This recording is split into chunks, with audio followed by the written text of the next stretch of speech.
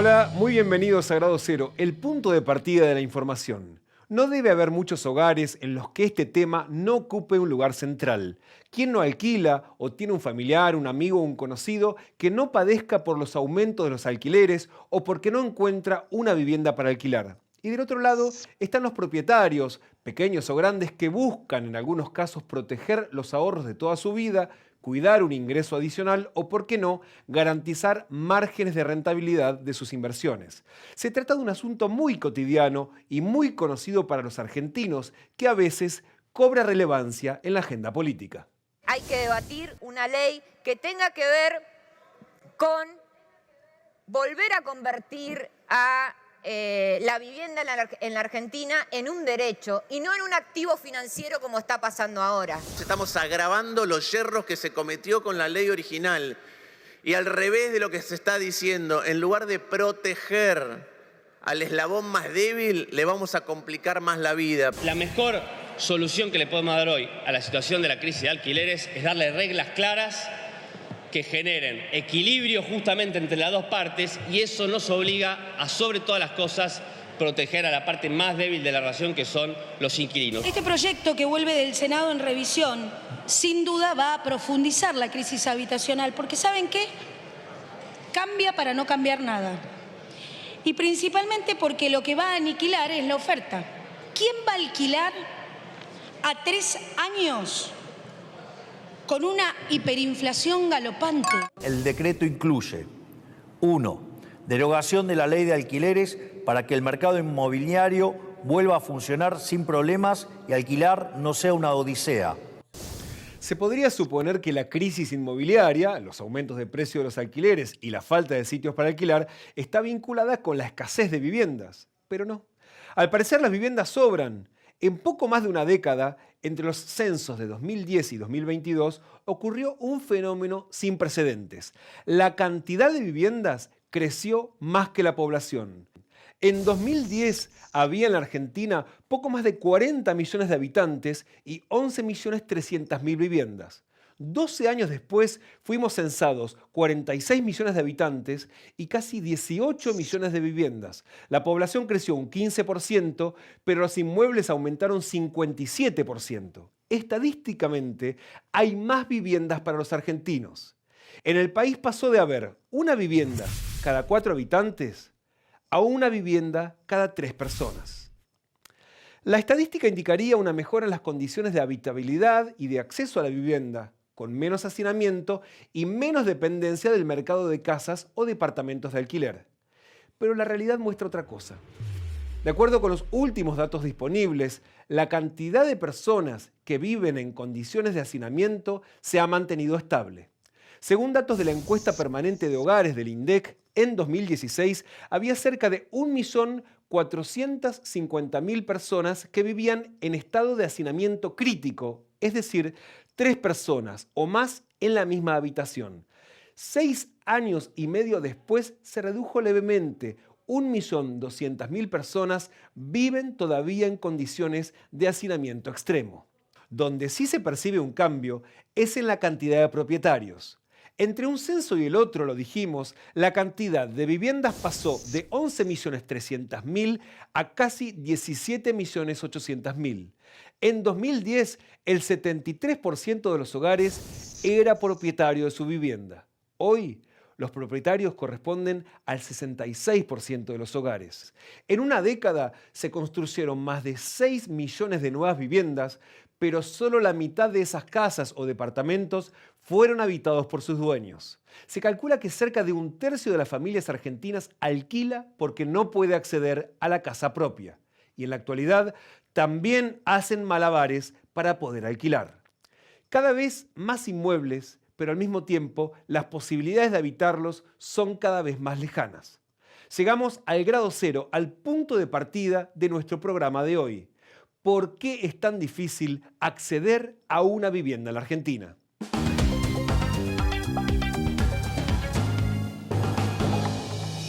Para avanzar en una respuesta, te propongo que comencemos antes con una pregunta más simple, casi obvia.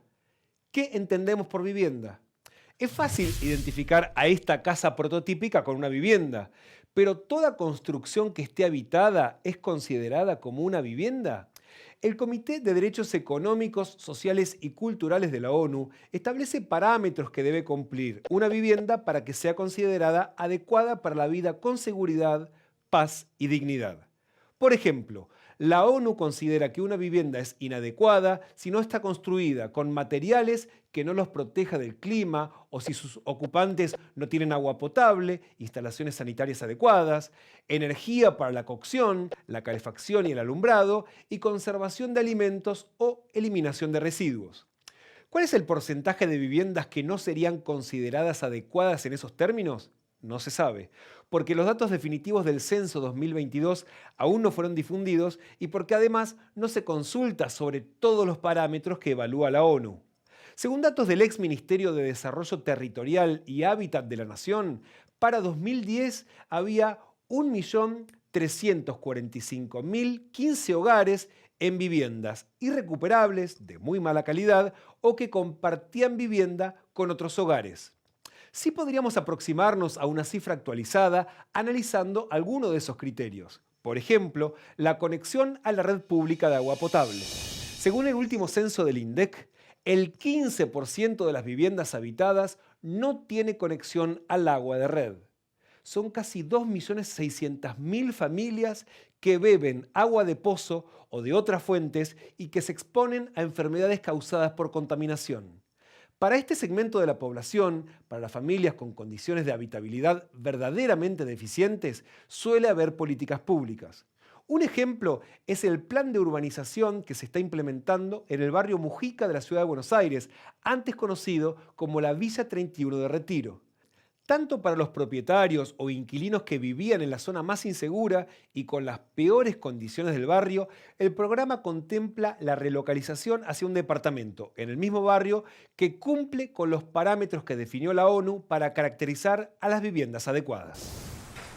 Cuando vieron llegar las palas mecánicas y las motoniveladoras, algunos vecinos del barrio Mujica creyeron que una vieja advertencia se estaba haciendo realidad.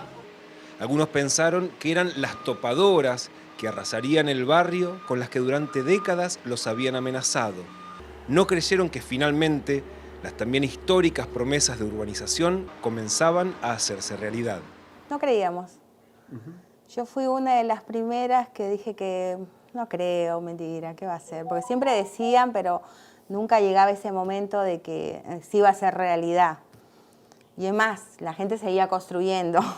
La familia de Ángela es una de las 1.140 familias que fueron relocalizadas en el barrio Mujica como parte del plan de integración urbana que encaró el Estado porteño en 2016. Todas esas familias vivían en la zona del Bajo Autopista, un área de unos 850 metros lineales que recorren la traza que une la avenida 9 de Julio con la autopista Ilia.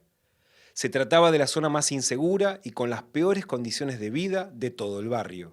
No creíamos que esto iba a pasar y la verdad el barrio es otra cosa. Desde que ellos entraron, no te digo que se solucionó el tema de la delincuencia, pero está súper, súper bien. Los chicos están trabajando, la gran mayoría de chicos están trabajando, tienen trabajo en la obra y hay muchos cursos que los chicos asisten. El barrio es diferente a lo que era muchos años atrás, que entrábamos todos asustados. Mi casa era como un cofrecito, porque en el primer piso entrabas, era la sala, subías al segundo piso, era la habitación mía y de las nenas, subías al tercer piso, la habitación de mi hijo y mi cocina-comedor. Y tenía una salida por afuera, porque yo decía que si por ahí sucedió un accidente, un incendio o algo, teníamos otra salida por la escalera de caracol y teníamos otra salida por la sala. ¿Y acá están más cómodos? Sí, súper, estamos cómodos. Es otra cosa. Ángela espera a su cuarto hijo y se mudó a una vivienda con 3 habitaciones. Y como el hijo mayor ya tenía una habitación para él solo, que funcionaba como un espacio independiente, también pudo acceder a un monoambiente para él. Literalmente, el cielo raso de la habitación de Mateo era la autopista. ¿Tu techo era el Bajo Autopista? El techo era el Bajo Autopista, total. O sea, ¿y vos vivías con el ruido de los autos que pasaban? Sí, había una cierta vibración, pero con mi sueño no. Venía a la escuela muy tarde y como que iba a dormir y no sentía nada, pero a la mañana sí se sentía, o a veces cuando cenábamos se escuchaba esa vibración. Se sentía la vibración. Pero nada, bueno, se sabía que pasaban autos, se escuchaba cuando había choques a veces, eso sí se escuchaba en la autopista, pero nada, verdad, experiencias. ¿La casa de ustedes, la puerta daba a este lado? No, daba para el Del otro otro lado. lado. Del otro lado. Sí. O sea, acá era la parte de atrás de ustedes. Había otra vecina acá atrás mío. Ah, ok. Era la otra manzana. O sea, y ahora, donde estaba la casa de ustedes, ¿qué hay? Es el centro comunitario. el centro comunitario. El bajo autopista tenía calles, pasillos de tierra. La zona era húmeda y oscura, con una tasa elevada de hacinamiento y también de inseguridad. Los más vulnerables son también los que más padecen la violencia urbana. Antes de que compraran la casa acá, ¿alquilaban? ¿Cómo era la vida de ustedes cuando recién llegaron de Perú? Llegamos a la casa de mi cuñada. Nos quedamos como 4 meses, 5 meses. Después tuvimos que alquilar una pieza y ahí vivimos alquilados 6 meses, ¿no? Un año. Casi un año vivimos Casi un año alquilado vivimos. ¿Acá en el barrio también? Sí, en Güemes. Ahí alquilamos una pieza. ¿Y vivían los tres Los en tres, la pieza? sí, los tres. Era una pieza chiquitita, pero en esa pieza chiquitita tenía la cucheta y teníamos la cocinita que era de gas. Y baño compartido. Y un baño compartido con los cuántas vecinos. familias? Con 3. En ese piso con 3 familias alquiladas. En un año juntaron dinero y se mudaron a lo que ellos hoy llaman la casita, que luego ampliaron y mejoraron. Y hoy están en el nuevo departamento. Una mezcla de esfuerzo personal con política pública. La presencia del Estado a través de un proyecto que se sostuvo en el tiempo les permitió a ellos y a más de 1000 familias más mejorar sus condiciones habitacionales e incluso a algunas de ellas acceder por primera vez a la casa propia. A nivel nacional, hasta diciembre de 2023, el principal plan dedicado a dar una respuesta habitacional al sector más vulnerable de la sociedad era el Programa de Producción Integral y Acceso al Hábitat que administraba el Ministerio de Desarrollo Territorial y Hábitat junto a todas las provincias. Para ese año estaba prevista una inversión total de 165.000 millones de pesos destinados a la construcción de 47.500 viviendas. El monto suena gigante, pero si se tiene en cuenta que hubiera alcanzado para resolver los problemas de vivienda del 4% de la población que el Estado reconoce que vive en condiciones críticas, el presupuesto suena a muy poco. Estamos hablando de que se necesitarían casi 30 años con una inversión anual equivalente y sostenida para construir una vivienda para todas esas familias. De nuevo, siempre y cuando la inversión sea sostenida. El presupuesto del que hablamos fue establecido en septiembre de 2022 y desde entonces el costo de la construcción aumentó prácticamente el 200%. Pensémoslo en ladrillos. Si aumentan de precio, podemos comprar menos. Es decir, que la principal política pública dedicada a las viviendas de los sectores más vulnerables alcanza hoy para construir 1/3 de las casas que fueron previstas hace un año. La inflación es un factor central a tener en cuenta para comenzar a comprender la crisis de acceso a la vivienda que hay en Argentina. Volvamos a nuestro estereotipo de casa. La inflación también ayuda a entender por qué esta construcción, que para algunos es una vivienda digna, para otros es un ahorro o una inversión. Así lo explica el economista Juan Manuel Vázquez Blanco, que es consultor especializado en el mercado inmobiliario y profesor adjunto de Economía Política en la Facultad de Ciencias Económicas de la UBA. Además, se desempeña como gerente general de Fabián Achával Propiedades, una de las compañías más grandes del sector en el área metropolitana de Buenos Aires. La Argentina tiene una larga tradición que tiene que ver con eventos de crisis en la moneda.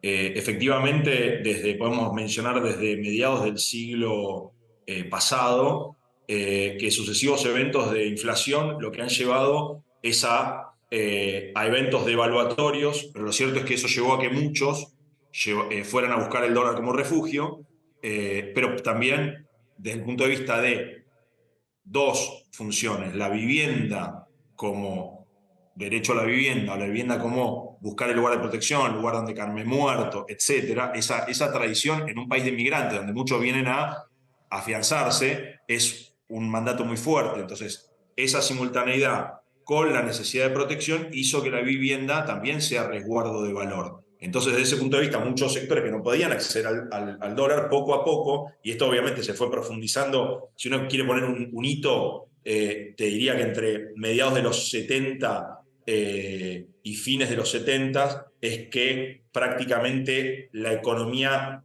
termina como de consolidar su grado de bimonetaria, o sea, como donde se consolida el bimonetarismo. Entonces también, desde ese punto de vista, el ladrillo termina siendo una moneda de alguna manera para dolarizarse. Si uno lo compara con otros activos, el ladrillo también ofrece seguridad, es tangible, frente a sucesivos eventos donde puede haber crisis en el sistema bancario o volatilidad de la moneda, y hay una desconfianza en el sistema bancario, hay una desconfianza en la autoridad monetaria. Entonces esto es de alguna manera algo tangible, donde es mío. Hoy están de moda las monedas digitales que son de alguna forma autónomas. Bueno, pensá la propiedad como refugio de valor, como refugio de tener un proxy al dólar, y además como tener la posibilidad también de, ¿no?, que en el tiempo ese valor se mantiene. Si uno analiza los últimos 4 años, para darte un dato nomás, frente a inversiones como el Merval, por ejemplo, que son las acciones, los plazos fijos, básicamente, que son las dos más, si vos querés, comillas, más populares, el ladrillo fue la que más protegió en términos reales al ahorrista. Y precisamente por ser destino del ahorro, es decir, un medio para resguardar el valor del dinero, los ladrillos son en realidad dólares. A pesar de que la mano de obra y la mayoría de los materiales que se utilizan para su construcción son de origen nacional. Y no solo buscan resguardar el ahorro, sino también obtener una renta del mismo modo que esos ahorristas ganarían dinero si lo invirtieran en activos financieros. ¿Y de cuánto es la renta? De acuerdo con el último informe que elabora Vázquez Blanco para Fabiana Chaval Propiedades, la rentabilidad bruta anual de un alquiler es del 5,24%. Hoy está en el punto más alto de los últimos años, después de haber tenido un piso de 2,4% a mediados de 2020. Es decir, que si una familia tiene en alquiler un departamento que le costó $100.000, en el año ganarán unos $5.240. Y ya sabemos, en el negocio de los alquileres está, de un lado, el que ofrece su inmueble y del otro, el que necesita un techo para vivir. Las familias tratan de buscar su protección a nivel individual, porque entienden que hay una crisis de los estados nacionales, que hay una crisis de las políticas estatales, que hay una crisis de los sistemas de bienestar. Entonces, los sectores más pudientes buscan la protección por su cuenta. Entonces, desde ese punto de vista es que también el ahorro en ladrillos te ofrece, bueno, puedo tener un ingreso adicional. Obviamente, el que está buscando vivienda, sus salarios no son en dólares. Hay especulación, no hay especulación. Es como que le piden al mercado inmobiliario que resuelva los problemas del hábitat, los problemas de acceso a la vivienda. Y eso es típico de esta época. O sea, le piden al sector privado, o también hay un predominio del sector privado, como el sector privado busca rentabilidad, busca maximizar ingresos. No solo no puede, no debería ser la aspiración de la sociedad en poner en el sector privado la responsabilidad de una política pública. Y el ahorrista busca rentabilidad. Ya mencionamos que puede obtener poco más de 5% anual por un alquiler tradicional, pero la rentabilidad puede trepar hasta el 9% anual si el inmueble se ofrece para alquiler temporario mediante aplicaciones como Airbnb o Booking. Ese es uno de los motivos que explica por qué hay cada vez menos viviendas disponibles para alquileres tradicionales y más para alquiler temporario. Veamos, por ejemplo, la brecha que hay entre ambas ofertas. Entremos a Zona Prop, uno de los sitios más consultados al momento de buscar casas o departamentos, ya sea para la compra o el alquiler. Busquemos, por ejemplo, departamentos de 3 ambientes en Balvanera, en la ciudad de Buenos Aires, como para una familia tipo. En este barrio hay disponibles solo 10 inmuebles para alquilar, aunque solo se pueden conocer los detalles de 4. Probemos ahora con Airbnb, la aplicación más popular entre los turistas que buscan un alquiler temporario. Vayamos también a Valvanera, con cierta flexibilidad para un fin de semana de septiembre u octubre. Y por supuesto, con las mismas características, de 3 ambientes, es decir, con 2 dormitorios. Hay más de 1000 departamentos disponibles. Para los propietarios, este tipo de alquileres ofrece muchas ventajas. Es más rentable, los inquilinos siempre se van porque son turistas que están de paso y cuidan el lugar porque las aplicaciones evalúan y les dan puntos por su comportamiento. Y por lo general, cuando algo falla, se hace cargo la aplicación. Y lo más importante, los ingresos son en dólares. Cuando volvamos, vamos a analizar qué pasa del otro lado del mostrador, el mundo de los que buscan, de los que alquilan, de los que no tienen vivienda propia.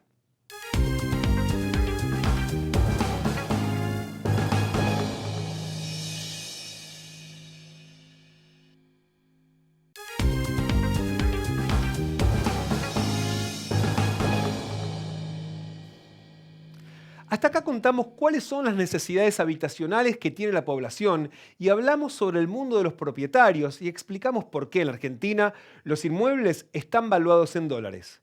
Pasemos ahora del otro lado del mostrador al mundo de los inquilinos, de los que buscan un lugar para vivir en forma permanente. Aquellos que cuando miran esto no ven la posibilidad del sueño de la casa propia, sino un sueño imposible.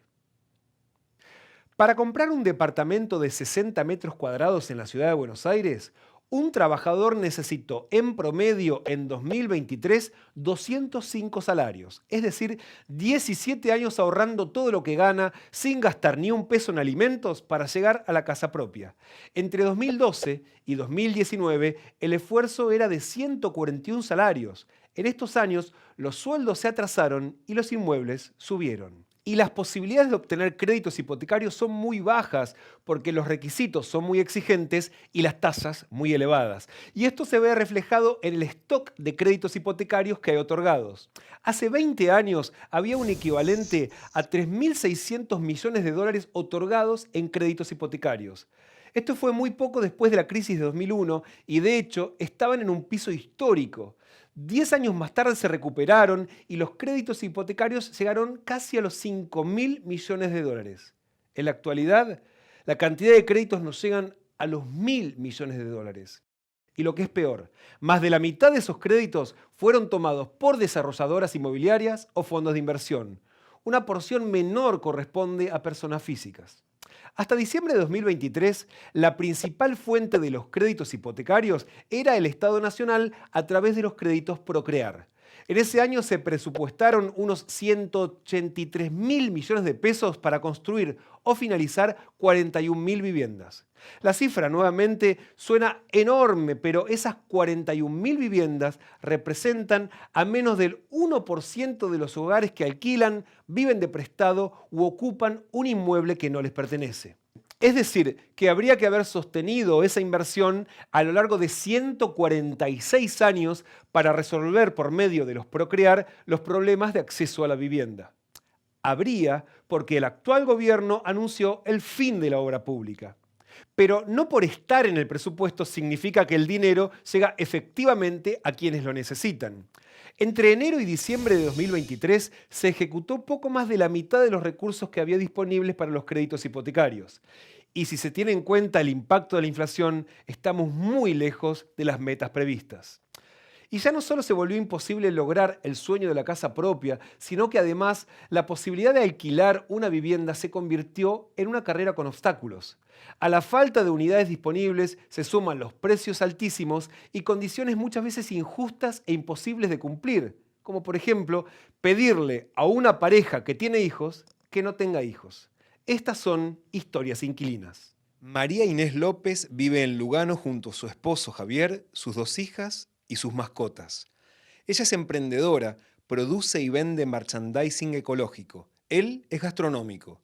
Viven desde hace casi 2 años en este departamento al que llegaron casi por obligación. En el PH en el que vivieron los 4 años anteriores, les rescindieron el contrato y les dieron 15 días para dejarlo. Y al año siguiente de la pandemia, donde teníamos que renovar contrato, nos avisan de más o menos con 15 días que no nos iban a renovar. Ahí fue la desesperación Sí, 15 de empezar a días. buscar un lugar. 15 días. Sí, 15 días.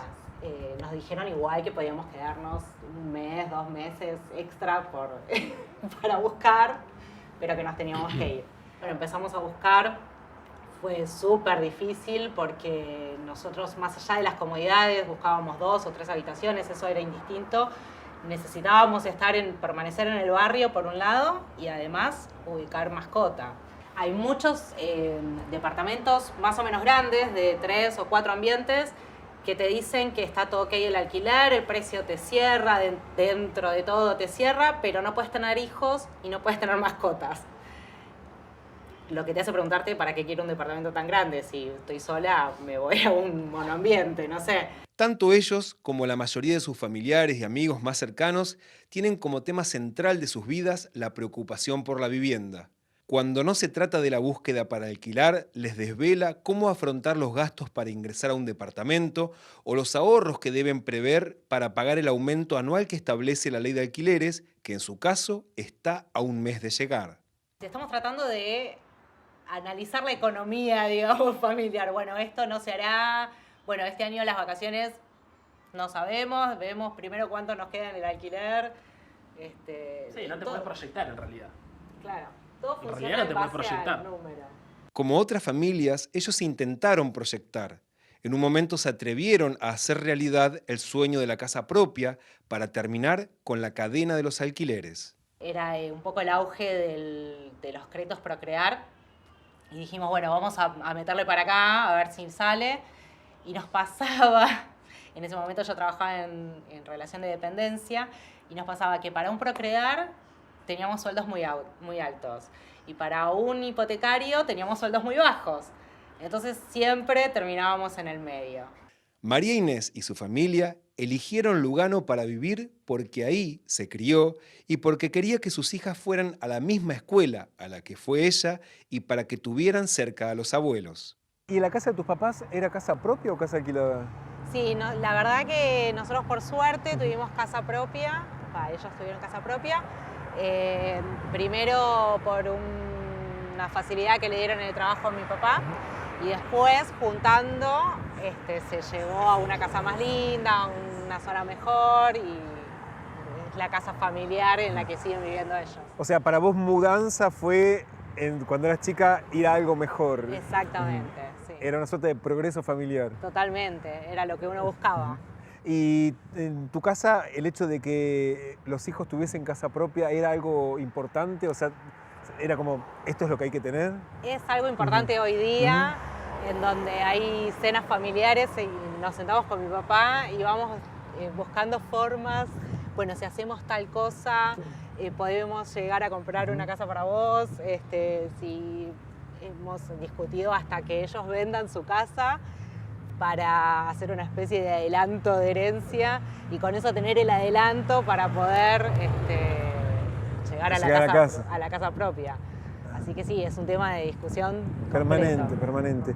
A una media hora en colectivo desde Lugano, María Ángeles Viteta nos cuenta en Boedo una historia familiar similar. Mi papá y mi mamá tenían una propiedad en Ciudadela. Bueno, ahora, hoy en día está en sucesión. Todo un tema ahí de hermanos, muchos hermanos y bueno. Nada, Pero no era una familia que tenía que mudarse para buscar otro alquiler porque se terminaba el contrato. Recién de grande, cuando tuve mis hijos, ahí supe lo que era alquilar. Y buscar, lo sé ahora, que es lo peor del mundo, no se lo decía a nadie. A veces mis amigas me dicen, no, porque no sé si me van a renovar. Renová contrato y quédate ahí. Claro. Porque no salgas a buscar porque... No salgas a buscar, quédate ahí, no te vayas. Y María Ángeles sabe de lo que habla. Junto a su marido y a sus 2 hijos adolescentes, viven a 2 cuadras de esta plaza en un PH. Están ahí desde hace 13 años. Nunca tuvieron contrato porque conocían a los propietarios, pero el inmueble se vendió y los nuevos dueños les anunciaron que deben dejar el lugar. A raíz de eso empezamos a buscar.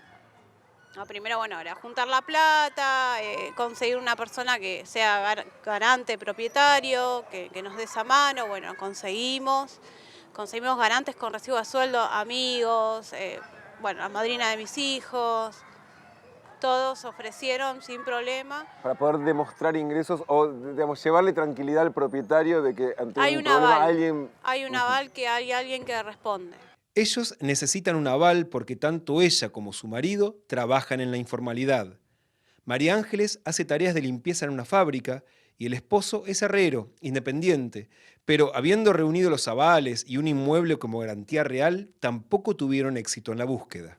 Y el inquilino presenta esto a la inmobiliaria o al dueño, y el dueño tiene tu carpeta y la de 20, 30 personas más que también están buscando. Claro. ¿Sí? O sea, lo mismo pasa con la inmobiliaria. La inmobiliaria, el sábado pasado fui a una en Valentina Alsina, muy conocida, que bueno, también nos dijo, nosotros evaluamos quién es el mejor candidato para alquilar este lugar, porque pensamos en el propietario. ¿Sí? No importa si vos tenés, o sea, un problema de salud, no importa lo que ganes, no importa, ¿viste? Es como que ellos se basan en eso, en el riesgo que pueda tener el propietario en caso de que vos no puedas pagar. La idea principal era buscar un 3 ambientes, que era como lo más cómodo y también accesible para nosotros. Sí, o sea, sí. tampoco voy a buscar un 5 ambientes cuando no lo No puedo va a pagar. poder pagar, claro. ¿No? Bueno, un 3 ambientes es como más, bueno, factible para nosotros. Después, bueno, cuando vi que no pasaba nada, no había, trabas, cosas, bueno, digo, bueno, vamos a achicarnos, vamos a buscar un 2 ambientes. ¿Qué pasa? Vos buscás un 2 ambientes y le decís, somos 4. No. Joaquín Ibarra no tiene hijos, es soltero, tampoco tiene mascotas. Su obstáculo para poder alquilar fueron sus ingresos. Pero como estaba decidido a dejar la casa de sus padres, optó por encarar un alquiler colectivo. Me quería mudar solo hace 3 años. Era muy difícil poder sostener el alquiler solo sin ajustar mucho la vida. Y con mi primo y una amiga, que es novia de mi primo, decidimos que nos podíamos mudar juntos y entre los 3 pagar los gastos, que ajustaba un poco los números, digamos. El arreglo de vivir entre 3 logró que no sea una carga. Exacto. Si lo tuviese que pagar solo sería una supercarga. De hecho, si fuésemos solo 2, también sería ya bastante porcentaje de mi sueldo. Así a 3 se amaina bastante, la verdad. La mudanza colectiva le permitió superar uno de los mayores problemas que hoy tienen los jóvenes. Hay más de 2,5 millones de ciudadanos de hasta 35 años que quieren dejar la casa de sus padres, pero no pueden. En una década, esa cifra se duplicó. Lo que sí ve lejano, Joaquín, es la posibilidad de ser propietario. Si tuvieses que imaginarte, bueno, ¿en qué instancia de tu vida podrías llegar a una casa propia en la Argentina a este ritmo? Cuando se mueran mis viejos. Decir, no me queda otra que heredar. Esperar a que el departamento y venderlo con mis hermanos y no sé. Un horror. Sí. O ganar el Kini. ¿No? Claro. Sí, hoy en día la verdad que, sobre todo porque se me hace difícil ahorrar. La verdad es esa. No, también de que vivo, pero viste, como llegar a las cifras de dólares que te piden para comprarte un departamento hoy en día, la veo muy lejos. Si las condiciones de acceso a la vivienda, ya sea mediante la compra o por alquiler, no cambian, en unos años nos enfrentaremos a una crisis social marcada por los adultos mayores que no tienen dónde vivir. ¿Y cómo llegamos hasta acá? Desde 2019, la ley de alquileres estuvo en el centro de los tironeos políticos. Ese año, el gobierno de Mauricio Macri impulsó una reforma que se implementó en la gestión de Alberto Fernández. El objetivo declarado era mejorar las condiciones para los inquilinos. Se extendió la duración de los contratos, se limitaron las comisiones y se regularon las actualizaciones por inflación. Ante las nuevas reglas, muchos propietarios retiraron los inmuebles del mercado y la escasez de oferta provocó una suba de los precios de los alquileres, y la disparada inflacionaria habilitó subas de hasta 130% anuales para los contratos. Parte de la norma fue modificada sobre el final de la gestión de Fernández y con el decreto de necesidad de urgencia que firmó Javier Milei en los primeros días en la Casa Rosada, la ley fue derogada y las reglas que rigen los contratos quedaron en manos de los privados. Y ahora el destino de esa norma es incierto. ¿Y cómo impactará en el mercado de alquileres? No se sabe. Sobre lo que sí hay certeza es que la única herramienta que utiliza la política para intervenir en el mercado inmobiliario es la regulación o desregulación de los contratos de alquiler. ¿Es lo único que se puede hacer? Veamos qué ocurre en otros países. Probablemente el caso más emblemático sea el de Austria, un país al que difícilmente se pueda acusar de comunista o antimercado. 1 de cada 4 viviendas en ese país es estatal. Las construye el propio gobierno en forma directa o mediante subsidios asociados con desarrolladoras privadas. En la capital, Viena, más de la mitad de la población vive en viviendas sociales, como se conoce a las casas o departamentos de propiedad estatal. En total, el municipio de Viena tiene 220.000 viviendas ofrecidas en alquiler. Santiago Castorina es arquitecto argentino que se formó en la Universidad de Mar del Plata y en la UBA. Está especializado en urbanismo y viviendas elementales. Con su equipo ganó numerosos premios internacionales y nacionales, como el Premio Nacional de Arquitectura del Fondo Nacional de las Artes en 2019. Vive desde hace más de 15 años en Austria, donde participa con su estudio en forma habitual de los concursos públicos que convoca el Estado vienés. Castorina nos cuenta los alcances que tiene esta política pública. Viena es el gestor inmobiliario, la ciudad de Viena es el gestor inmobiliario más grande de Europa. Casi la mitad del parque inmobiliario en la ciudad está compuesta por las viviendas totalmente sociales o las viviendas subsidiadas. Esto hace que más o menos el 62% de la población de la capital vive en vivienda social, de alguna forma, o una vivienda donde está limitado el precio del alquiler. De esta forma repercute directa o indirectamente también en las viviendas del sector privado. Es un precio razonable para que cualquier persona pueda alquilar una vivienda y poder vivir de una forma muy buena, en realidad, en relación a la calidad de vida de la gente. También creo que el tema grande acá, el tema de la vivienda social, es que está construido, bueno, son proyectos que empezaron después de la Primera Guerra Mundial, ya tiene más de 100 años el tema de la vivienda social en Viena, y está construido en grandes cantidades, entonces no es un estigma vivir en una vivienda social, sino que es algo normal. La intervención estatal como propietaria de las viviendas tiene un claro efecto sobre el valor de los alquileres que están limitados por el propio Estado. Para comparar, según datos de 2023 de la consultora Deloitte, el precio promedio del alquiler del metro cuadrado en Viena es de 9 euros, lo que la convierte en una de las capitales con los precios más asequibles de toda Europa. En Roma, Bruselas o Praga pagan entre 4 y 5 euros más caro. En Madrid, el alquiler cuesta el doble y en París o Londres pagan el triple de lo que se paga en Viena. ¿Qué requisitos debe reunir una persona o una familia para poder postularse a alquilar una vivienda social? ¿Y qué características tienen los contratos? Así lo explica Castorina. Los contratos de alquiler de viviendas, las municipales o las subsidiadas, lo que tiene es interesante que son por plazos generalmente indefinidos y el precio está fijado por el Estado. Entonces, los valores que tengo que es una persona que necesita un departamento, que elige un departamento de protección oficial, sí está limitado los ingresos máximos que puede tener. Por ejemplo, para una persona el máximo son 46.000 euros netos anuales, o para una familia de 4 personas llega a 87.000 euros netos anuales, lo que significa que no está apuntado para la clase baja, sino está desde la clase baja hasta una clase media o media relativamente alta también. Esto lo que hace que es interesante como proyecto es que se garantiza una mezcla social en los proyectos. En un mismo edificio pueden vivir diferentes personas de diferentes estratos sociales, ¿no? Y lo que es también interesante es que si esta familia o una persona en el futuro gana más, se puede quedar en la vivienda. Entonces está garantizado un poco la mezcla social. Es un plan inmobiliario y de integración social que no solo está definido por la inversión pública, sino que también alcanza a la iniciativa privada. En Viena también está regulada la construcción del sector privado para garantizar la oferta de inmuebles para alquilar. Para pelear un poco contra la especulación inmobiliaria, lo que se promulgó una ley en el 2018, bastante interesante, que es para las nuevas zonificaciones o los nuevos loteos, están obligados para los proyectos que superen los 5.000 metros cuadrados, están obligados los 2/3 de ese proyecto tiene que ser vivienda social. Con este sistema de que muchísima vivienda nueva es a través de estos privados con subsidio del Estado, es también para ellos un negocio. Entonces, también hay siempre, obviamente, hay un porcentaje de vivienda para clase media, media alta, donde no necesitan los subsidios y es un poco más libres en el mercado, pero es un porcentaje menor en el total de la construcción, ¿no?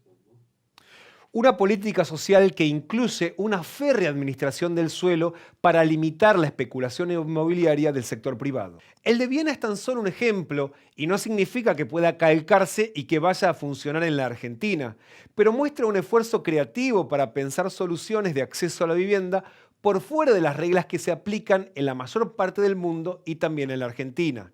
Lo que está detrás de este caso es la certeza de que la vivienda no es un bien más que solo debe tratarse como una mercancía. Llegamos así a nuestra pregunta grado cero que dará pie a la entrevista que haremos a nuestro regreso con nuestra invitada de hoy. ¿Se pueden aplicar medidas que rompan con la hegemonía del mercado para garantizar el acceso a la vivienda en la Argentina?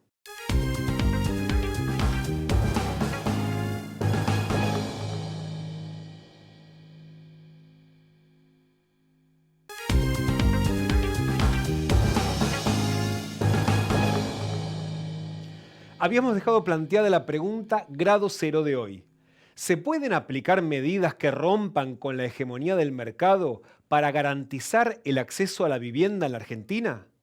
Con esa pregunta daremos inicio a la entrevista con la arquitecta María Elisa Roca, que es doctora en arquitectura por la UBA y directora general de Vivienda Asequible del Instituto de Vivienda de la Ciudad de Buenos Aires, que entre otras gestiones coordinó el proceso de integración sociourbana del Barrio 20, ubicado en la Comuna 8. Elisa, muchísimas gracias por venir. A vos. Voy a retomar la pregunta que dejamos planteada. ¿Es posible pensar en la Argentina que se puedan aplicar medidas que rompan con la hegemonía del mercado y que puedan garantizar el acceso a la vivienda en la Argentina? Sí, absolutamente. Creo absolutamente. De hecho, venimos trabajando hace, por lo menos desde mi dirección, hace 4 años, viendo cuál es la innovación que puede haber en política de vivienda para poder generar realmente condiciones para ejercer el derecho a la vivienda, pero también el derecho a la ciudad.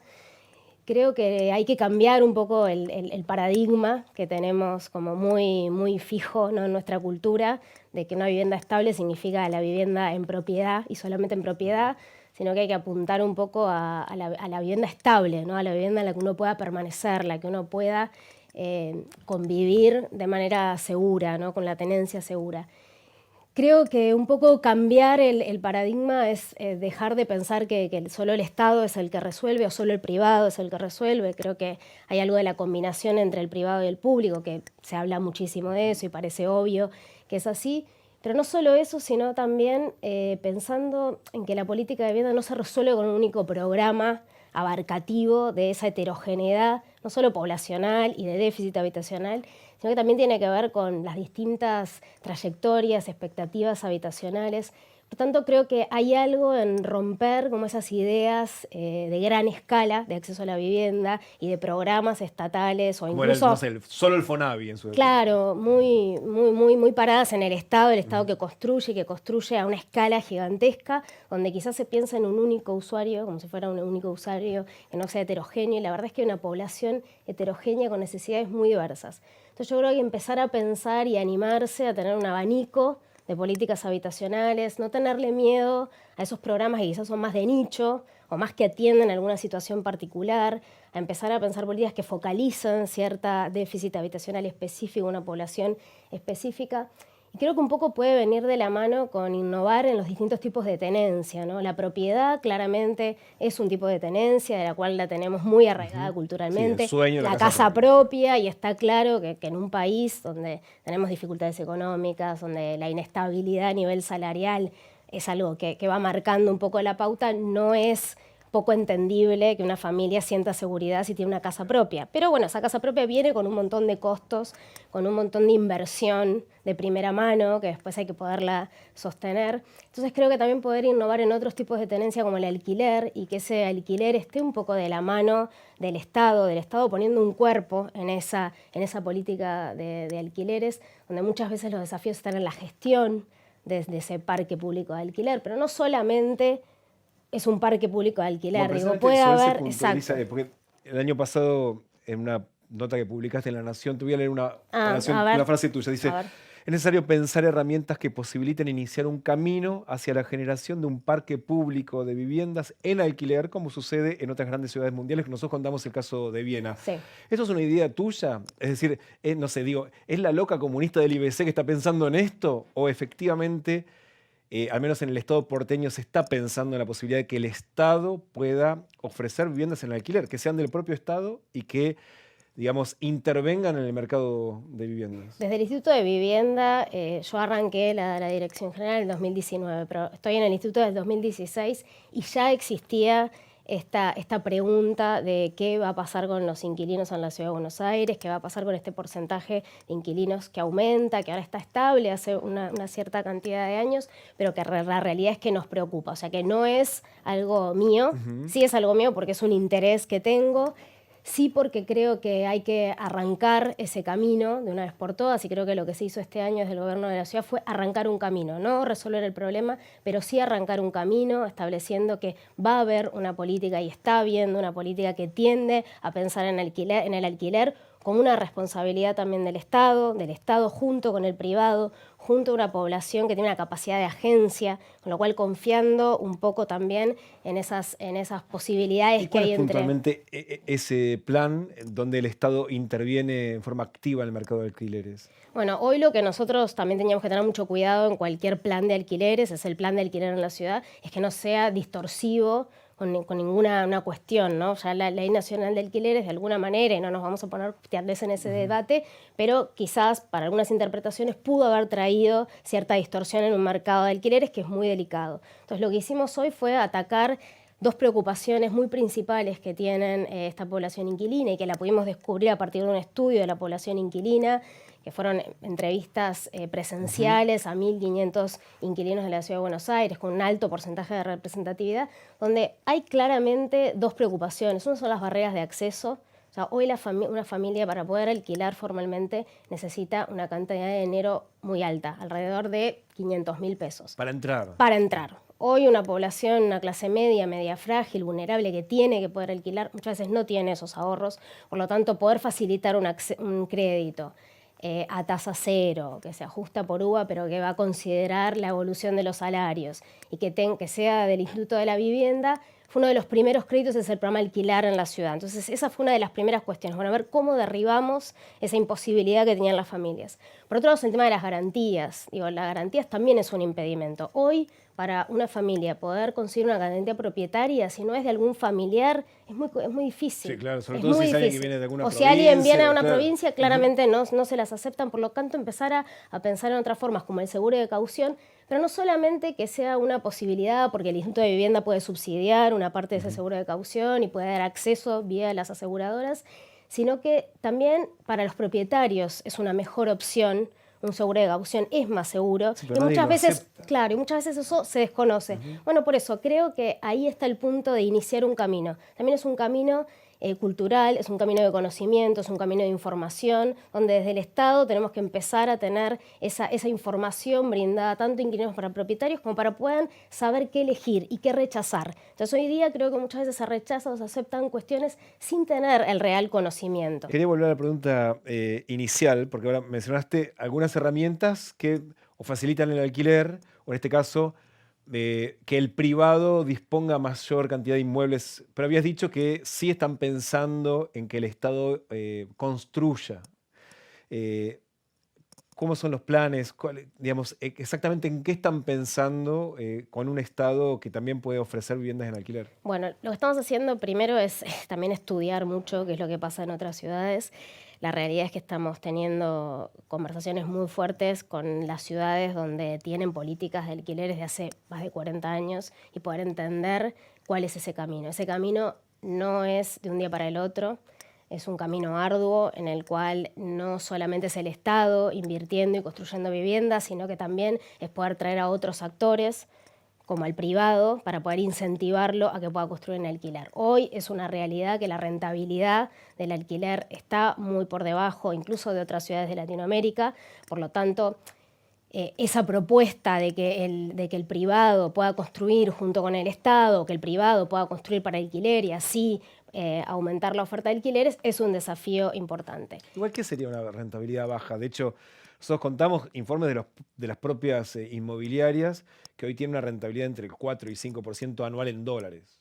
Con bueno, lo cual, algunos hablan de un 2,3%, tal vez en hace otras 2 años épocas, sí estaba, bueno, en claro. otras épocas era de 5%. Porque de hecho no hay muchas opciones de inversión, incluso financiera, que te dé una rentabilidad en dólares tan alta. Por lo tanto, no está mal, digo, que el Estado incluso piense cuál podría ser el límite máximo de la rentabilidad de la vivienda. Bueno, ahí son las ¿no? conversaciones que estamos teniendo. De hecho, las normativas las tenemos. O sea, el Instituto de Vivienda, la Ciudad de Buenos Aires, tiene la Ley de Vivienda Asequible, que claro, cuando se sancionó en el 2018, quizás no estaba tan dando vueltas otros tipos de tenencia como el alquiler. Hoy sabemos que esa ley, por supuesto, que podría ser interpretada también para alquiler o también para superficie, utilizando el derecho real de superficie, que es otra herramienta legal que está en el Código Civil desde el 2015 y que queremos introducir para que también sea otro mecanismo. ¿Cómo funciona? El derecho real de superficie está en el Código Civil desde el 2015 y es muy sencillo. Lo que hace es separar el dominio de la tierra, del suelo, del dominio de lo construido. Por lo tanto, y lo que es una tenencia, una seguridad, un dominio, es difícil hablar en estos términos, por un plazo de tiempo de hasta 70 años. Entonces alguien es superficiario o dueño, si lo queremos hablar en esos términos, de lo construido y no del terreno durante 70 años. Se puede hipotecar, se puede aplicar derecho real, o sea, propiedad horizontal, derecho de uso. Digo, tiene una flexibilidad muy interesante a la hora de la política de vivienda, cuando lo que podemos empezar a considerar es que se puede descontar la incidencia del valor del suelo en cualquier proyecto. Eso, por ejemplo, con disponibilidad de tierra pública, pero hoy lo que estamos empezando a explorar es cómo, además de la disponibilidad de tierra pública, que es lo que quisimos introducir en la ley de ecovivienda, donde lo que se introdujo fue el derecho real de superficie, a un mecanismo de autogestión para la vivienda. En la Ciudad de Buenos Aires ya existe hace 23 años, a partir de la ley 341, con las cooperativas. No son solo cooperativas, son organizaciones colectivas, ¿no? Cooperativas de vivienda, asociaciones civiles. Estamos transitando todo ese camino. Creo que es un abanico de vivienda asequible. O sea, ¿qué porcentaje podría tener la Ciudad de Buenos Aires de vivienda asequible que quizás suavice los precios de mercado? Digo, estamos viéndolo desde ese lugar. Y no solamente en el alquiler, en la propiedad y en la superficie. Pero lo que lo estamos haciendo es esa heterogeneidad poblacional, ese abanico de programas diversos con distintas escalas cruzados por los distintos tipos de tenencia. Toda esa combinación de esas, por lo menos 9 variables, dan combinaciones infinitas para poder tener realmente un plan de integración habitacional para la Ciudad de Buenos Aires. Ante tanta combinación infinita, ¿qué es lo que impide que avance? Porque uno, decimos, Viena arrancó en 1920, con lo cual no es que son ideas nuevas. No. Evidentemente, en la Argentina hay, como vos decías, muchos obstáculos culturales para pensar soluciones por fuera de lo privado particular. ¿Qué impide, digamos, cuando claramente si la política empieza a traer ideas, probablemente las instale? Bueno, no podemos tampoco dejar de lado una situación macroeconómica, ¿no? Está claro que la política de vivienda necesita de unos presupuestos, de una estabilidad en la economía, de una estabilidad salarial. Digo, también hay que empezar a ordenar un poco eso para traer al juego todas estas políticas que, vuelvo a repetir, o sea, no pueden ser distorsivas de un mercado de alquileres o no pueden ser distorsivas de la producción de vivienda, con lo cual hay un punto ahí que no es menor. Digo, hay que esperar un poco que se estabilice también para poder empezar a aplicar, a poner en juego todos estos programas. Claramente estos programas están siendo, no están hoy operativizados todos, sino los que te acabo de contar, pero sí estamos en ese camino y en esa investigación para que se puedan dar. Por otro lado, es un tema cultural, digo, no, la política de vivienda, las acciones desde los técnicos pueden ir a una velocidad, los tiempos políticos muchas veces van en otro, que también hay que considerarlo. No puede haber tampoco una innovación en política de vivienda de un momento para el otro. Digo, la sociedad tiene que estar abierta a poder absorber ese tipo de conversaciones, ¿no? Hoy está todavía muy arraigada que la vivienda definitiva es la vivienda en propiedad. Entonces, desde el Estado poder decir que una vivienda en alquiler también es estable, bueno, va a haber que dar muchas conversaciones, muchas batallas en algún sentido, pero quizás batallas culturales, pero lo digo como de entendernos, ¿no? Y también porque tampoco se puede ser cínico, digo, en un país donde quizás la estabilidad laboral es muy compleja, es inestable, digo, ofrecerle a una familia una vivienda en alquiler puede traerle ciertas inseguridades. Entonces creo que es un camino que hay que transitarlo con la cintura, con la tranquilidad y con las conversaciones que hay que tener y con los consensos necesarios. Por lo tanto, creo que todo eso es lo que estamos transitando. De hecho, estos 4 años venimos transitando ese camino. La ley de covivienda es un ejemplo de eso. Se trabajó muchísimo con las organizaciones que estaban dentro del programa de autogestión para la vivienda.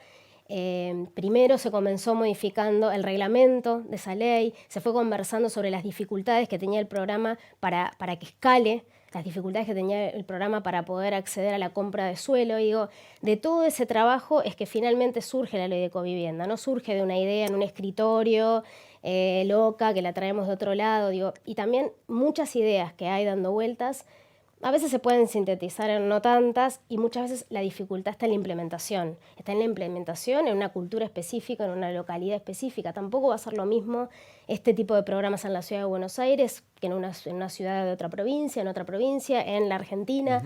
Entonces me parece que hay que transitarlo sin ansiedad. Uno entiende la necesidad de vivienda, por supuesto, pero tienen que ser una cosa que vaya paulatinamente para que realmente se pueda absorber y entonces se pueda dar cuenta de todas las aristas que hay que revisar para que esos programas no sean importados de cualquier lugar y así se apliquen, sino cómo van a terminar de funcionar. Lisa, muchísimas gracias por haber estado en Grado Cero. Muchas gracias, muchas gracias. Cuando volvemos, conclusiones.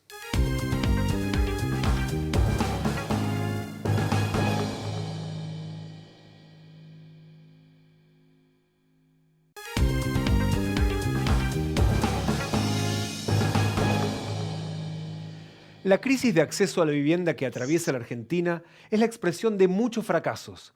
Por un lado, de los grandes planes nacionales como el de construcción de vivienda social que se anuncian cíclicamente como soluciones definitivas a los problemas y que terminan corriendo detrás de la urgencia. Y como vimos, el problema de acceso a la vivienda no se trata hoy únicamente del desvanecimiento del sueño de la casa propia. Para un número creciente y preocupante de familias, el sueño de la casa alquilada ya es un sueño imposible. Si de un lado hay una necesidad de techo, del otro hay quienes buscan resguardar sus ahorros y obtener una renta, o grandes empresas cuyo negocio es producir inmuebles y que no tienen entre sus metas garantizar el derecho a la vivienda. Entre esas tensiones, como intermediaria, la única respuesta que ha sabido dar la política es incidir en las reglas de un mercado a través de las condiciones de los contratos de alquiler. Como quedó a la vista, es tan desproporcionada la herramienta frente a la dimensión de la crisis como intentar enfrentar el cambio climático con un ventilador. Las experiencias de otros países muestran que hay a disposición de las administraciones estatales otras herramientas. La idea de crear un parque inmobiliario estatal para ofrecer viviendas públicas en alquiler o de avanzar hacia nuevas formas de tenencia, como el derecho real de superficie, son apenas 2 ejemplos. Pero como reconoce Elisa Roca, directora de Vivienda Asequible del IBC, el necesario cambio cultural que requiere la mirada sobre la vivienda está afectado por las posibilidades de su implementación. Los tiempos de la política se presentan como la explicación o la excusa sobre la falta de nuevas políticas públicas. El mercado como principal aliado de la gestión pública se mostró insuficiente para resolver esta crisis e insistir solo con la misma receta probablemente conduzca al mismo lugar. Pero el problema no es el mercado. Tal vez el principal déficit que tiene la política pública es no identificar que delante nuestro no tenemos solo un bien, una mercancía en disputa, sino el derecho humano a la vivienda adecuada. Hasta aquí hemos llegado. Gracias por acompañarnos. Nos volveremos a encontrar en Grado Cero, el punto de partida de la información.